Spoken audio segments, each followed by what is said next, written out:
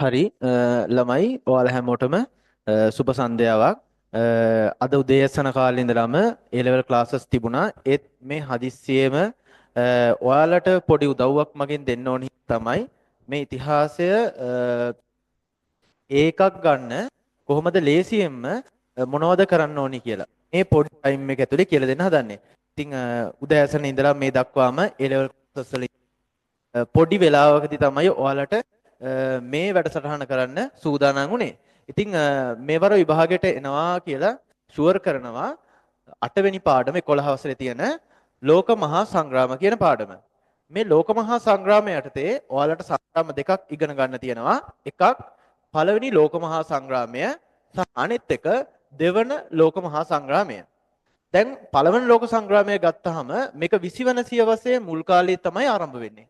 මේ පළවන ලෝක සංග්‍රාමයට පාර්ශව දෙකක් සම්බන්ධ වෙනවා. එකක් මධ්‍යම බලවතුන්, අනිත් එක මිත්‍ර බලවතුන්.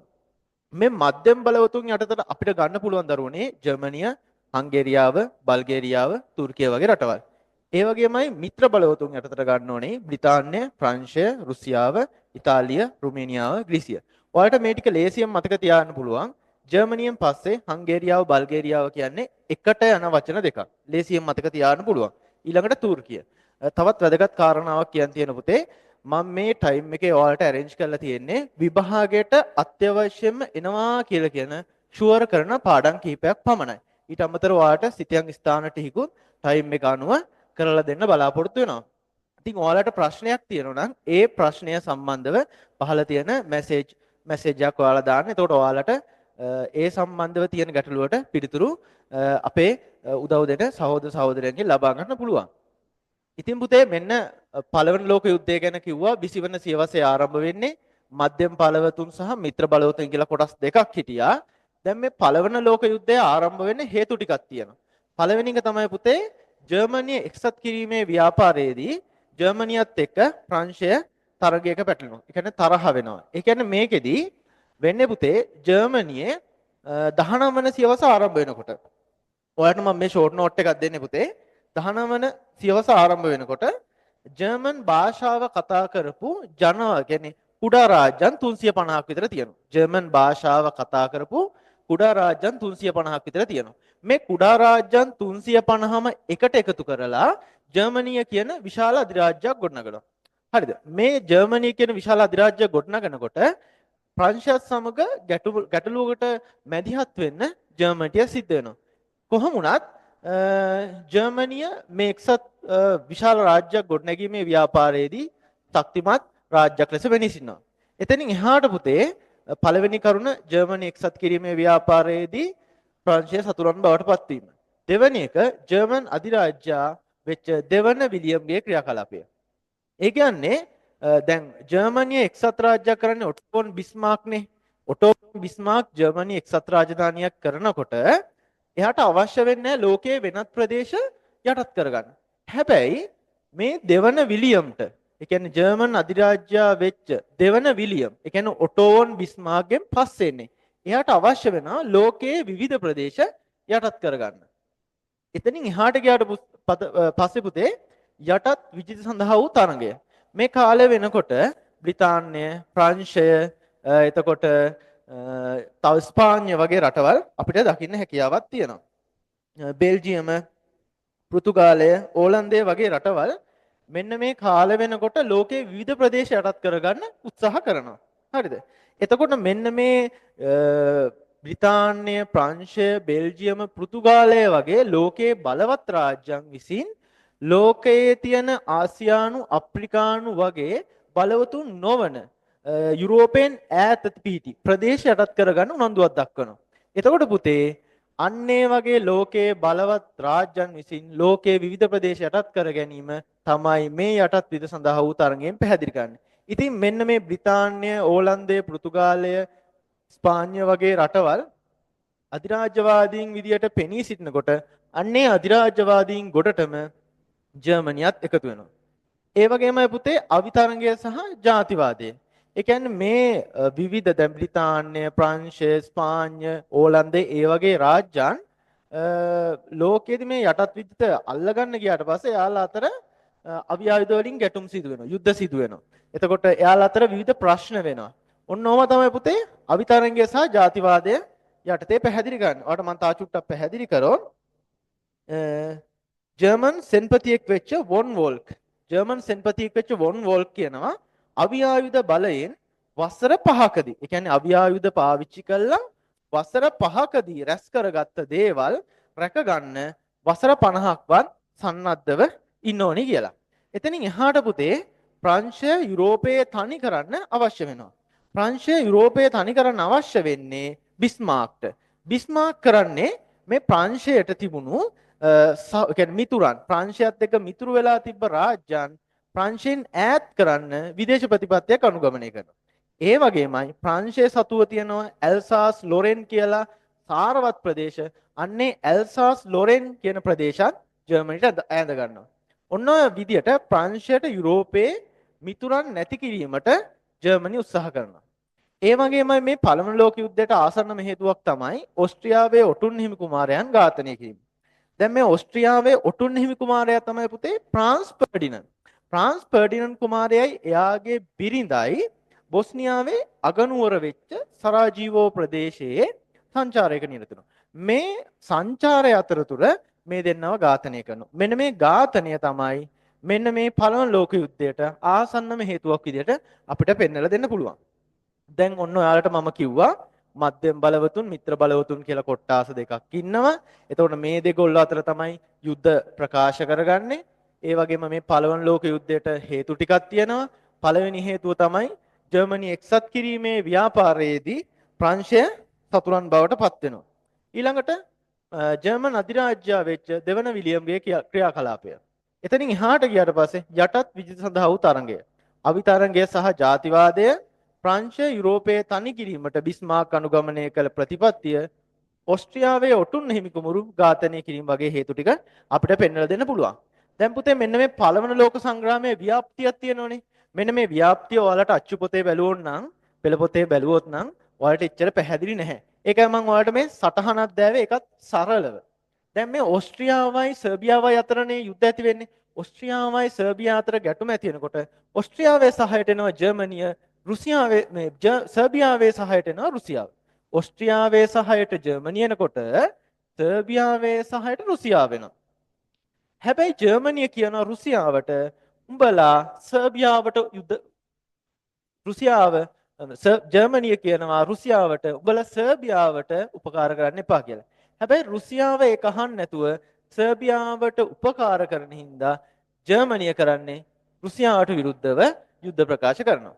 එතනින් එහාට රුසියාවට විරුද්ධව ජර්මනිය යුද්ධ ප්‍රකාශ කරද්දී දැන් රුසියාව තනි වෙලා වගේනේ. ඒ හින්දා ප්‍රංශය කරන්නේ රුසියාවට උදව් දෙනවා. දැන් ප්‍රංශය රුසියාවට උදව් දෙන එක බලාගෙන ඉන්න බෑ ජර්මනියට තව දුරටත්. ජර්මනිය කරන්නේ බෙල්ජියමට කඩා වැදිලා ඒ හරහා ප්‍රංශය ආක්‍රමණය කරන්න සැරසෙනවා. මෙන්න මේ විදිහට ගත්තාම පුතේ ඕස්ට්‍රියාවට ජර්මනිය සහාය දෙද්දී සර්බියාවට රුසියාව ප්‍රංශය වගේ රටවල් සහයෝගය දෙනවා. එතනින් එහාට ගියාට පස්සේ පුතේ මෙන්න මේ විදිහට ගත්තාම බ්‍රිතාන්‍ය කියන්නේ මේ වෙනකොට ලෝකයේ බලවත්ම රාජ්‍යයක්. ලෝකයේ විවිධ ප්‍රදේශවල යටත් විජිත තියෙනවා. එතනින් ගත්තට පස්සේ පුතේ ජර්මනිය මෙන්න මේ බ්‍රිතාන්‍යයේ වරායකින් පිටත් වෙන සෑම නැව් 4කින් එහෙකට සබ්මැරින් ප්‍රහාරයක් දෙනවා. ඒ කියන්නේ ජර්මනිය මේ බ්‍රිතාන්‍ය නැව් 4න් එහෙකට අනිවාර්යයෙන්ම ප්‍රහාරයක් එල්ල කරන හින්දා බ්‍රිතාන්‍යත් මෙන්න මේ යුද්ධයට එකතු වෙනවා. බ්‍රිතාන්‍ය එකතු වෙන්නේ මේ සර්බියාවේ පාර්ශවයට.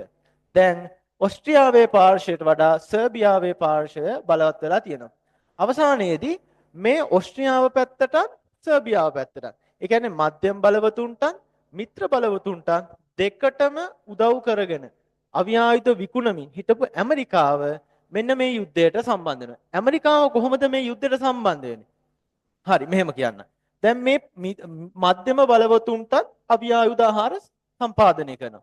එතකොට මේ මිත්‍ර බලවතුන්ටත් අවිආයුධ ආහාර සම්පාදනය කිරීම තමයි ඇමරිකාවෙන් කරන්නේ. විකුණනවා. ඒ කියන්නේ විකුණනවා. හැබැයි එක්තරා අවස්ථාවකදී ජර්මනිය ඇමරිකානු ජාතිකයන් ගමන් ගත්ත ලුසිටානියා නැවට පහර දෙනවා. මේ ලුසිටානියා නැවට පහර දීමත් එක්ක ඇමරිකාව මෙන්න යුද්ධයට එකතු වෙනවා. පළවන ලෝක යුද්ධයට ඇමරිකාව එකතු වෙනවා සමගම සර්බියාව කියන පාර්ශවය වඩාත්ම බලවත් පාර්ශවය බවට පත් වෙනවා. කොහොම හරි පුතේ මෙහෙම ගියාට පස්සේ මෙන්න මේ මධ්‍යම බලවතුන්ගේ හිටපු ඉතාලිය ගිවිසුමකින් රහස් ගිවිසුමකින් මෙන්න මේ මිත්‍ර බලවතුන්ට එකතු වෙනවා. එතකොට මේ මිත්‍ර බලවතුන්ට මේ ඉතාලිය එකතු වීම නිසා ජර්මනියත් ඕස්ට්‍රියාවෙත් තිබ්බ යුද රහස් කෙලින්ම මේ මිත්‍ර බලවතුන්ට ලැබෙනවා. ඒ කියන්නේ මේ මධ්‍යම බලවතුන්ගේ ඉඳලානේ ඉතාලිය මේ මිත්‍ර බලවතුන්ට එකතු වෙන්නේ. එතකොට මේ කට්ටියක තිබ්බ රහස් ටික මෙයාලට ඔටෝම ලැබෙනවා. ඔන්නෝකත් එක්ක පුතේ අවසානයේදී මධ්‍යම බලවතුන් පරාජයටපත් වෙලා මිත්‍ර බලවතුන් ජයග්‍රහණය කරනවා. ඔන්න ඔය ටික තමයි පුතේ පළවෙනි ලෝක යුද්ධය ආරම්භ වෙන්න හේතු සහ ව්‍යාප්තිය විදියට අපිට පෙන්වලා දෙන්න පුළුවන්. තව පොඩි කාරණා ටිකක් තියෙනවා. මම කෙටියෙන් මතක් කරන්නම් ඒ ටික. මොකද මේ හැම දෙයක්ම ඊටාම සුළු කාලයකදී ඔයාලට කරන්න වෙලා තියෙන හින්දා. හරිද? මේක මගෙන් ලැබෙන පුංචි උදව්වක්. ඊළඟට ගත්තාම පුතේ ප්‍රතිඵල තියෙනවා. ප්‍රතිඵල විදියට ගත්තහම මිත්‍ර පාර්ශවය තමයි මේකේ ජයග්‍රහණය කරන්නේ. මිත්‍ර පාර්ශවය ජයග්‍රහණය කරනවා වගේම විශාල වශයෙන් ගිනි අවි භාවිත කිරීම හින්දා ජීවිත දේපල හානි වීමක් දකින්න පුළුවන්. ඒ වගේම මේකේ ප්‍රතිඵලයක් විදියට පුතේ වර්සේල් ගිවිසුම නිර්මාණය වෙනවා. වර්සේල් ගිවිසුම බිහි වෙනවා. එතකොට මේ වර්සේල් ගිවිසුමට සම්බන්ධ වෙනවා ඇමරිකාව, ඊළඟට බ්‍රිතාන්‍ය, ප්‍රංශය, ඉතාලිය කියන රටවල ප්‍රධාන රටවල නායකයෝ. වර්සේල් ගිවිසුමට අනුව ජර්මනිය ඇතුළු ජර්මනියේ පාර්ශවයට සිදුවන හානි තමයි මේවා. ඒ කියන්නේ මේක ජර්මනියනේ ප්‍රධාන වශයෙන් මේ යුද්ධයට මේ අනිත් රටවල වලට හානි කරන්නේ. එතකොට වර්සේල් ගිවිසුම අනුව ජර්මනිය ඇතුළු හංගේරියාව, බල්ගේරියාව, තුර්කිය වගේ රටවල් වලට මේ ජයග්‍රාහී පාර්ශවයන්ට වන්දි ගෙවන්න සිද්ධ වෙනවා. ඒ වගේම පුතේ ජර්මනිය ඇතුළු මේ මධ්‍යම බලවතුන්ට අවි ආයුධ සීමා කිරීමත් සිද්ධ වෙනවා. ඒ වගේම මේ ජර්මනිය ප්‍රංශයෙන් ගත්තා ඇල්සාස් ලොරෙන් කියන සරුසාර ප්‍රදේශ. ඒ ඇල්සාස් ලොරෙන් ප්‍රදේශ ජර්මනියට සිදු වෙනවා නැවතත් ප්‍රංශයට දෙන්න. ඒ වගේම පුතේ ජර්මනිය ඇතුළු මේ රාජ්‍යයන් ටික එකතු කරගෙන තිබ්බ යටත් විජිත ටික මෙන්න මේ ජයග්‍රාහී පාර්ශවයට බෙදලා දෙන්න සිද්ධ වෙනවා. ඔන්න ඔය විදියට ගත්තට පස්සේ පුතේ අවසානයේදී ජාතින්ගේ සංගමය බිහි වෙනවා. ජාතිකයේ සංගමයේ අරමුණු ටික ගත්තාම එක සාමකාමීව ප්‍රශ්න විසඳීම. එතකොට අනාගතයේ ලෝකයේ යුද්ධයක් නැවත ඇති නොවීමට වග බලා ගැනීම. ඒ වගේම ජාත්‍යන්තර අවබෝධය සහයෝගය. ඒ කියන්නේ ජාත්‍යන්තරයේ අවබෝධය සහයෝගය කියන්නේ ලෝකයේ රටවල් අතර සුහදශීලීත්වයක් ඇති කරන්න අවශ්‍යතාවයක් ඇති වෙනවා. ඒ වගේම පුතේ විශ්ව සාමූහිකත්වය මගින් ලෝක සාමය ඇති කරන. ඒ කියන්නේ ලෝකයේ සියලුම රාජ්‍යයන් අතර සාමූහිකත්වයක්, සමාදානයක්, සාමයක් ඇති කරලා ඒකෙන් නැවත යුද්ධයක් ඇති නොවීම බලාපොරොත්තු වෙනවා. ඔන්න ඔය විදිහට පළවෙනි ලෝක යුද්ධය ගැන මම ඔයාලට කෙටි විස්තරයක් කිව්වා. මම හිතනවා ඔයාලට පැහැදිලි ඇති කියලා. ඔතනින් එහාට අපිට පුතේ යන්න පුළුවන් දෙවන ලෝක යුද්ධය. මට තව දෙයක් කියන්න අමතකුණා පුතේ. මෙන්න මේ පළවෙනි ලෝක යුද්ධයේදී ජාතින්ගේ සංගමය අසාර්ථක වෙච්ච අවස්ථා තිබුණා. එකක් තමයි ওই ස්වීඩනයයි පින්ලන්තය අතර ගැටුමක් ඇති වෙනවා. ජර්මනිය, පෝලන්තය, ග්‍රීසිය, බල්ගේරියාව, ඉරානය, තුර්කිය ඒ වගේ රාජ්‍යයන් අතර ඇතිවන ගැටලු විසඳා ගන්න මේ ජාතින්ගේ සංගමයට ජාතිකයේ සංගමයට හැකියාවක් ලැබෙනවා.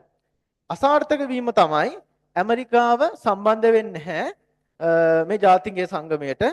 සියලු සමාජිකයන් සමහර පොදු කරුණු වෙනුවෙන් පොළඹවා ගන්න හැකියාවක් ඇති වෙන්නේ නැහැ. ඔන්න වගේ දැන් සාර්ථක වීම ටික මං කිව්වා, අසාර්ථක වීම ටිකක් කිව්වා. සාර්ථක වීම තමයි අර සමහරක් රටවල මේ ස්වීඩනය, පින්ලන්තය, ජර්මනිය, පෝලන්තය වගේ රටවල ගැටුම් වැළැක්වන්න හැකියාවක් ලැබෙනවා කියන එක.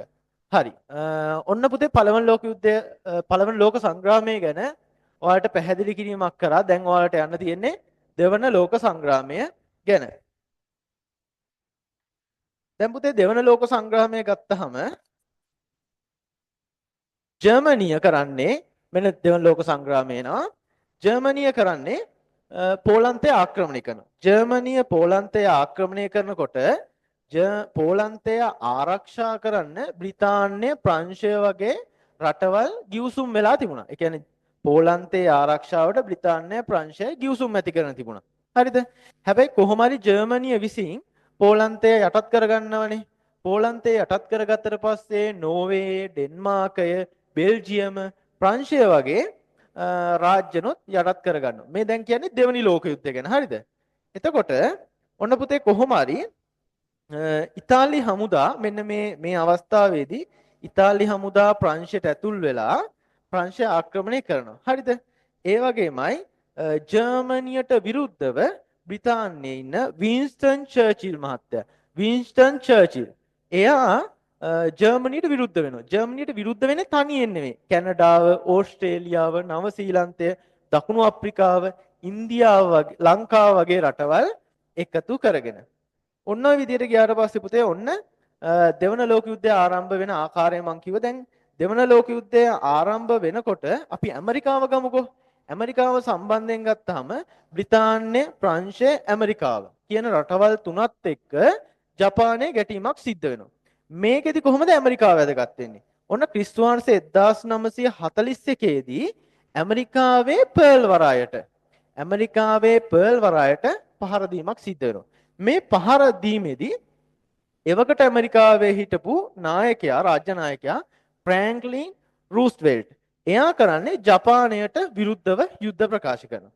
ඒ වගේමයි ජර්මනිය බ්‍රිතාන්‍යයේ ගුවන් තොටුපොළ වලට පහර දීමකුත් සිද්ධ වෙනවා. ඒ කියන්නේ බ්‍රිතාන්‍යයන් ජර්මන් යානා 56ක් පමණ බිඳ හෙලා දැමීමක් සිද්ධ කරලා තියෙනවා.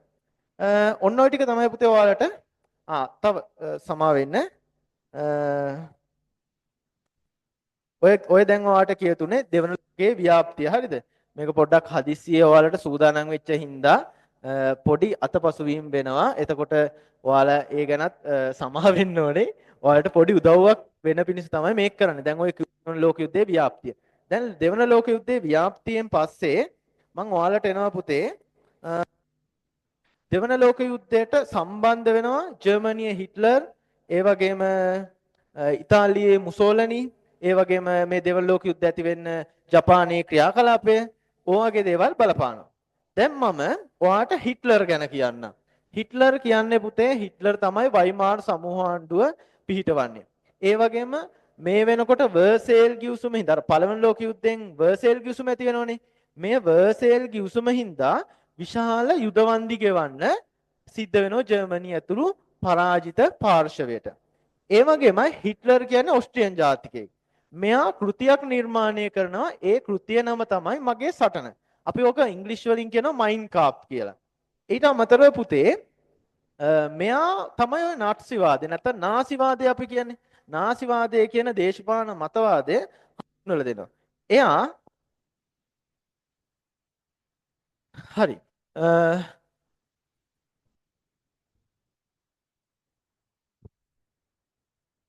හරි නාසිවාදය ගත්තාම මෙහෙමයි. නාසිවාදය යටතේ හිට්ලර් කියන්නේ උතුම්ම ජාතිය ජර්මන් ජාතිය කියලා. ඒ වගේම යුදෙව්වන් හෙලා දකින. ඒ කියන්නේ යුදෙව්වන් විශාල ප්‍රමාණයක් මරණයට පත් කිරීමක් සිද්ධ කරනවා. ඒ කියන්නේ හිට්ලර්ට පෙන්වන්න බෑ යුදෙව් ජාතිකයන්. ඒ කියන්නේ යුදෙව් ජාතිකයන් දහස් සංඛ්‍යාත ගණන් මේ දෙවන ලෝක යුද්ධයේදී මිය යනවා. ඒ වගේමයි පුතේ හිට්ලර්ගේ දේශපාලන මතවාදය අනුව එයා ඒකාධිපති පාලකගෙන ගිය ඒකාධිපති පාලකයෙක් විදියට අපි හඳුනා ගන්නවා. ඒ වගේමයි මෙන්න මේ හිට්ලර් කොහොමද බලයට එන්නේ? මෙන්න මේ කාලේදී ජනාධිපති හින්ඩෙන්බර්ග් කියලා කෙනෙක් ඉන්නවා. එයා මිය යනවා. එයා මිය යනකොට මේ හිට්ලර් කරන්නේ එයාට තිබුණු බලය එයා හිට්ලර්ට පවර ගන්නවා. ඒ හිඩෙන්බර්ග්ට තිබ්බ බලය හිට්ලර් පවර ගන්නවා. ඒ වගේමයි මාධ්‍යයක් තිබුණා. ඒ ජනමාධ්‍යයේ නම තමයි ගෝබෙල්ස්. ඒ වගේමයි කොමියුනිස්ට් වාදයට හිට්ලර් පට්ටම අකමැති. මගේ සරල වචනින් කියනම් හිට්ලර් කොමියුනිස්ට් වාදයට අකමැති. දැන් ඔයාලා හිතන ඇති කොමියුනිස්ට් වාදය මොකක්ද කියලා. කොමියුනිස්ට් වාදය කියන්නේ පුතේ සමාජවාදය. අපි අහලා තියෙනනේ සමාජවාදය. සමාජවාදය තමයි කොමියුනිස්ට් වාදය කියලා අපි සරලව කිව්වොත් කියන්නේ. දැන් ඕක උසස් පෙළ ඔය දේශපාලන විද්‍යාව වගේ විෂයක් කරනකොට ඔයාලට පැහැදිලි කරනවා සමාජවාදය කොහොමද කොමියුනිස්ට් වාදයේ බවට පත් වෙන්නේ කියලා. දැන් ඔයාලට එච්චර දේවල් අවශ්‍ය නැති හින්දා මං කිව්වේ කොමියුනිස්ට් වාදයට කියන සමානව යන නමක් තමයි සමාජවාදය කියන්නේ කියලා. ඒ වගේමයි පුතේ චෙකොස්ලෝවැකියාව, සුඩෙන්ලන්තය වගේ රාජ්‍යයන් අල්ලගන්නවා. ඒ වගේම ඇමරිකාව, එංගලන්තය, රුසියාව වසර 6ක් යුද්ධ කළා. ඔන්න ජර්මනියේ හිට්ලර්ව පරාජයට පත් කරනවා. ඒ වගේමයි පුතේ මේ හිට්ලර්ට වෙනම හිරගෙවල් තිබිලා තියෙනවා. වෙනම හමුදාවක් තිබිලා තියෙනවා. ඒ වෙනම හමුදාවේ නම තමයි SS හමුදාව. ඒ වගේම ගෙස්ටාපෝ නැමැති රහස් පොලිසියකුත් අපිට දකින්න පුළුවන්. ගෙස්ටාපෝ නැමැති රහස් පොලිසියකුත් දකින්න පුළුවන්. දැන් ඔන්න මං හිට්ලර් ගැන කිව්වා. මේ චූටි ෂෝට් නෝට් එකක් ඔයාලට හරි ගස්සලා තියෙන්නේ. කැමති අයට ඕන මට පොඩි මැසේජ් එකක් දාවොත් මේ ෂෝට් නෝට් එකත් ගන්න පුළුවන්. හරිද? මේක හදිස්සියේ කරපු වැඩක් නේ පුතේ. ඔයාලට පොඩි දැනුමක් අරගෙන ඔය CA එකක ඉන්න ළමයට B එකකට යන්න A එකකට යන්න වගේ මේක අවස්ථාවක්. A එකක ඉන්න ළමයට තවත් තමන්ගේ දැනුම ෂුවර් කරගන්න මේක හොඳ වෙයි කියලා මම හිතනවා. හරි. දැන් ඉතාලියේ මුසොලිනි ගත්තාම පුතේ එයාගේ හමුදාවක් හිටියා කළු කමිස හමුදාව. කළු කමිස හමුදාව. ඒ වගේමයි එයාගේ දේශපාලන මතවාදය තමයි පුතේ ෆැසිස්ට් වාදය. එයාට පක්ෂයක් තිබුණා. ඒ පක්ෂයේ නමයි ෆැසිස්ට් පක්ෂය. එයාගේ පක්ෂයේ නම ෆැසිස්ට් පක්ෂය. ඒ වගේමයි මේ මුසෝලිනි විසින් අපි ඒ දවස්වල නම් කිව්වේ ඇබිසීනියාව කියලා. හරිද? මේක නිකන් අර ලෙඩක් හැදෙනා වගේ දියවැඩියාව ඒ වගේ දේවල් නෙවෙයි. හරිද? මේ රටේ නම ඇබිසීනියාව. අපි මේකට තවත් නමක් කියනවා වර්තමානයේ නම් ඒ ඉතියෝපියාව. මෙන්න මේ මුසෝලිනි ඉතියෝපියාව අල්ල ගන්නවා. ඒ වගේමයි මුසෝලිනි හිට්ලර් සමග එකතු වෙනවා. එතකොට අපි ලෝකයේ නාසිවාදය ගත්තොත් දරුණු දේශපාලන ක්‍රමයක් මේ නාසිවාදය යටතේ නැත්නම් ෆැසිස්ට් වාදය යටතේ අපි හඳුන්වන ප්‍රධාන පාලකයෝ දෙන්නයි. එක්කෙනෙක් ජර්මනි හිට්ලර්, අනිත් එක්කෙනා ඉතාලියේ මුසොලිනි. දැන් මේ වගේම හිට්ලරුත් මේ දෙවන ලෝක යුද්ධයට හේතු වෙනවනේ. එතකොට ඉතාලියේ මුසොලිනිත් හේතු වෙනවනේ. ඒ වගේම පුතේ ජපානයේ ක්‍රියාකලාපයන් සඳහා හේතු වෙනවා. ජපානය කියන්නේ 19 වන සියවස වෙනකොට පුතේ ඉතා දියුණු රටක්. හරිද? එතකොට යුරෝපා ජාතීන් එක්ක ගැටීමක් සිද්ධ වෙනවා. ඒ වගේමයි පුතේ ජපානය උතුරු චීනයේ මැන්චූරියාව ආක්‍රමණය කරනවා. මැන්චූරියාව ආක්‍රමණය කරාට දැන් ජපානය උතුරු චීනයේ මැන්චූරියාව ආක්‍රමණය කරාම මේ අවස්ථාවේ හැටියට ජපානය තමයි වැරදිකාරයා. හැබැයි ජපානයට විරුද්ධව ඇක්ෂන් එකක් ගන්න, තීරණයක් ගන්න ජාතීන්ගේ සංගමයට හැකියාවක් ලැබෙන්නේ නැහැ. ඒ හින්දා ජපානය කරන්නේ මේ ජාතීන්ගේ සංගමයෙන් ඉවත් වෙනවා. ඉවත් වෙලා චීනයේ වරායන් හා නගර කිහිපයක් අල්ලා ගැනීමක් සිද්ධ වෙනවා. එතනින් එහාට ගත්තට පස්සේ පුතේ ඔන්න ඔය ටික තමයි ඔයාලට කියලා දෙන්න තියෙන්නේ. මොකද සම්පූර්ණ මේ කොටස කරන්න බෑ. ටමින් මදිහින්දා අනිත් පාඩනොත් කෙටි විස්තරයක් ඔයාලට කරන්න ඕනේ. ඔය විදියට පුතේ පළවෙනි ලෝක යුද්ධය සහ දෙවන ලෝක යුද්ධය ඔයාලට කෙටියෙන් විස්තර කරා. ඔයාලට අපහැදිලිතාවයක් තියෙනවා මට පොඩි කෙටි පණිවිඩයක් එවන්න. එතකොට මම ඒ ටික පැහැදිලි කරලා දෙනවා.